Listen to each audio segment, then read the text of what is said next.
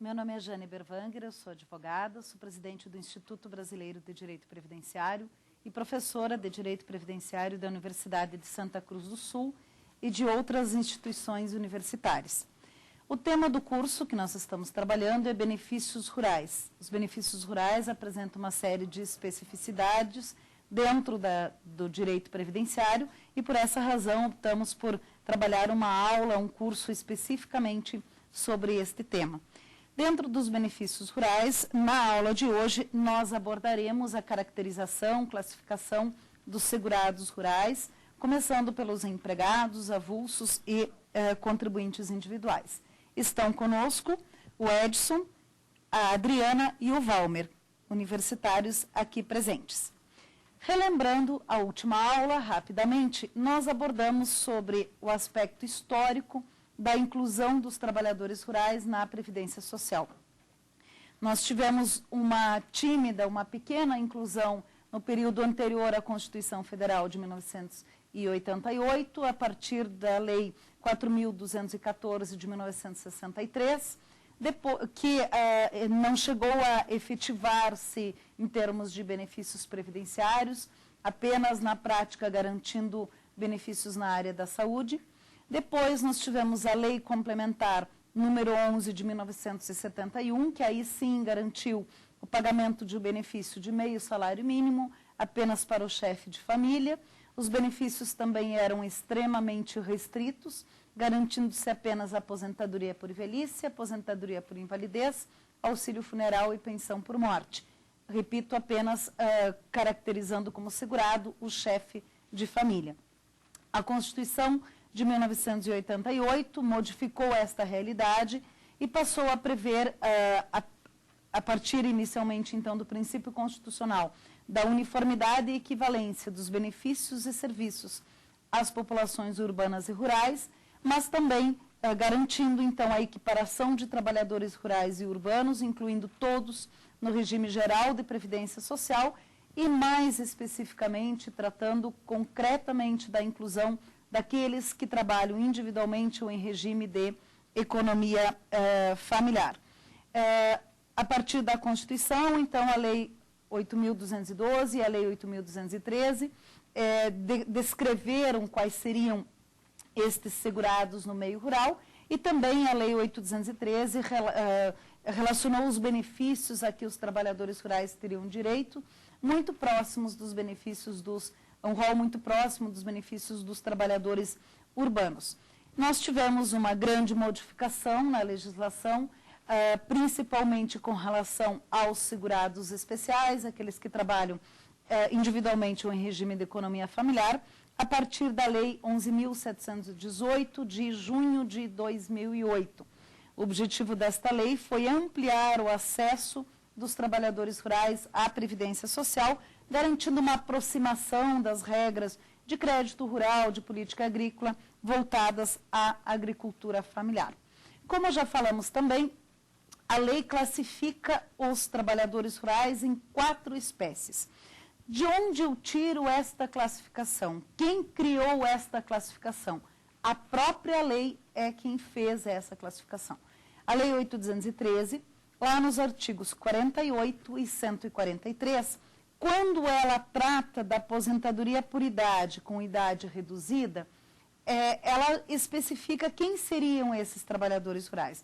E ela diz, então, que são trabalhadores rurais, o empregado, assim caracterizado no artigo 11, inciso 1, a linha A, o avulso, assim caracterizado no inciso 6, o contribuinte individual, assim caracterizado no inciso 5, a linha G, todos do artigo 11 da Lei 8.213, e, por fim, o segurado especial, assim caracterizado no inciso 7º do artigo 11 da Lei 8.213. Então, sempre que eu falo em trabalhadores rurais, eu tenho um gênero do qual eu tenho 4 espécies. É muito importante isso, porque a lei, em alguns momentos, ela reporta-se aos trabalhadores rurais, gênero, e em alguns momentos ela trata da espécie do empregado, da espécie do segurado especial, tratando especificamente, criando regras diferenciadas para cada um. Então, essa diferença é preciso compreender. Trabalhadores rurais, então, portanto, é um gênero do qual nós temos 4 espécies. E nós vamos falar destas 4 espécies, começando pelo empregado. O empregado está caracterizado na Lei 8.213, no artigo 11, inciso 1, a linha A. Esse dispositivo diz, então, que empregado é aquele que presta serviço de natureza urbana ou rural à empresa em caráter não eventual, sob sua subordinação e mediante remuneração. Vejam que nós temos aqui, quando se trata do empregado, os mesmos elementos que caracterizam o empregado na consolidação das leis trabalhistas, na CLT. Então, nós temos quais são os elementos? A subordinação, a dependência e a habitualidade.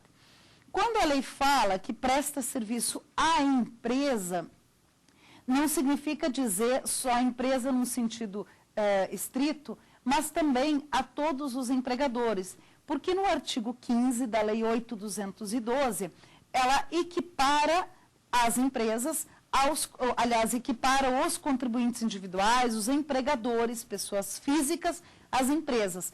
Então, para fins de enquadramento do empregado, aquele empregador, pessoa física, que é a maioria no meio rural, também é considerado e equiparado à empresa. Então, se o empregado presta serviço ao empregador rural, pessoa física, ele também é empregado. Mas é importante aqui tratar desse caráter não eventual. Então, o que significa isso? É empregado aquele que trabalha habitualmente para o mesmo empregador. Esse elemento é fundamental, não só na atividade rural, como na atividade urbana. É o que vai diferenciar, na verdade, aquilo que se chama de autônomo, mas que a lei previdenciária chama de contribuinte individual, diarista, enfim, de um empregado. O caráter permanente, o caráter habitual da prestação dos serviços para o mesmo empregador. Mas chama muita atenção aqui, quando a lei fala que é empregado aquele que presta serviço de natureza urbana ou rural. Por que o legislador preocupou-se em especificar natureza urbana ou rural? Ele poderia simplesmente ter dito aquele que presta serviço à empresa, empregador, não precisaria especificar. Se a Constituição disse que trabalhadores urbanos e rurais estão no regime geral, poderia estar subentendido. Mas vejam que foi muito importante para deixar claro, para não deixar nenhuma margem de dúvida, de que os empregados rurais são tão empregados quanto os empregados urbanos. Então, por isso, o legislador optou por especificar natureza urbana e natureza rural. Mais do que isso, o elemento que diferencia o empregado urbano de um empregado rural é justamente a natureza da atividade. O elemento diferenciador, então, da atividade urbana e da rural é a natureza da atividade desempenhada. E isto é fundamental porque, como eu falava na aula anterior já, e nós vamos falar nas próximas aulas, na aposentadoria por idade, todos os trabalhadores rurais têm direito à idade reduzida em 5 anos.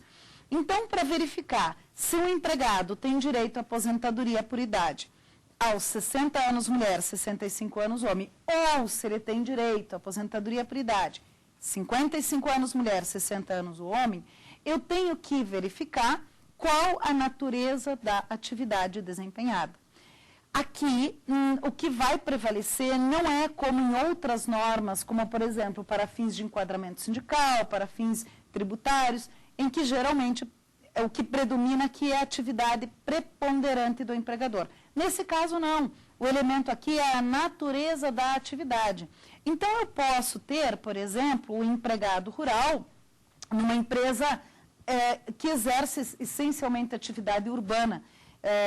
Eu diria, por exemplo, a empresa poderia ter 100 empregados urbanos e 2 empregados rurais, eles trabalhando desde que a natureza da atividade que eles desempenhem seja atividade rural. Então, o elemento que vai diferenciar, o que eu tenho que verificar é o que exatamente aquele empregado faz, como ele trabalha. Com isso, eu vou poder definir ele como empregado urbano e como empregado rural.